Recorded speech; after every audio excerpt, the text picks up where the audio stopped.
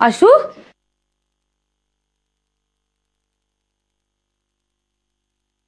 असं का लपून छपून फिर स्कार्फ का बांधलास तू? दाढी केलीस तू? दाढी मी तुला सांगितलं होतं ना दाढी नको करूस. का केलीस तू दाढी? मूर्ख आहेस का जरासा बावळट? सांगितलं तर केली लगेच. हे बघ मी बेट ठरले यार. माझी बेट गेली यार. काय केलीस? काय केवढं ओरडते तू? घाबरायला होतं ना. आणि बेट लावली म्हणजे माझ्या दाढीवर बेट लावली तुम्ही? मग या घरात शिंकण्यावरनं सुद्धा बेट लागू शकते. तुझी दाढी काय चीज आहे? ए बाई रडू नको तू, थांब जरा. हे बघ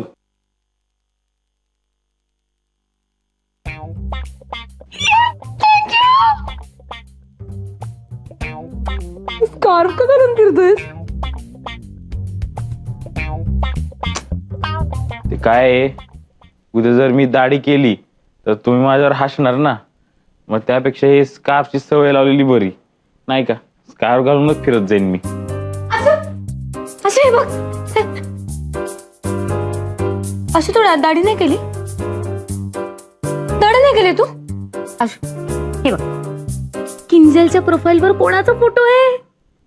टायगर श्रॉफ क्लीन शेव.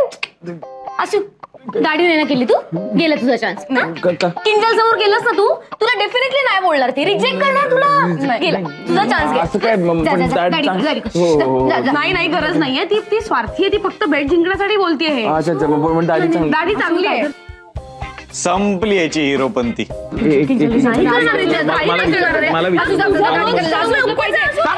थांबा माझं ठरलंय. किंजल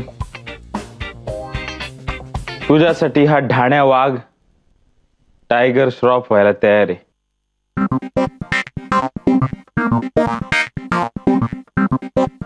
बघते काय रागानं ओव्हरटेक केलंय टायगरनं.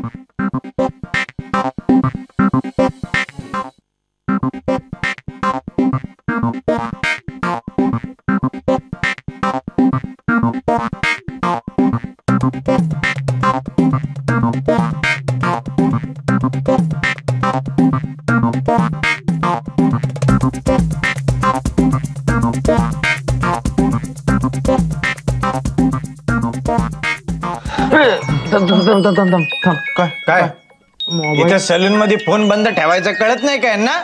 अहो शेवटचे ते सलून मध्ये गेले त्या काळी फोन नव्हते. स्पीकरला बोल किंजल. आषाढी बकडी कशा आहे तू? मी आशू आज ना टीव्ही वर ना रणबीर सिंगचा रामलीला बघितले. ठीक आहे. त्याची दाढी बघून मला तुझी इतकी आठवण आली ना आशू. दाढी मध्ये ना एकदम असं तू कसं डॅशिंग दिसते ने. आशू मला काय वाटते ना मुलं ना अशी दाढी मध्ये मॅच्युअर आणि हँडसम वाटतात. हा तेच सांगत होतो मी. ती जोरात किती ओरडते? हा जरा हळू ओरडणे. So immature. Yes yes yes mature आणि हँडसम बोलली किंजल मला. मॅच्युअर आणि हँडसम. येस. एक मिनिट म्हणजे तर दाढी कॅन्सल. दाढी कॅन्सल. हो मॅडम द्या 1000 रुपये द्या. चला नाही जा थोडी दे.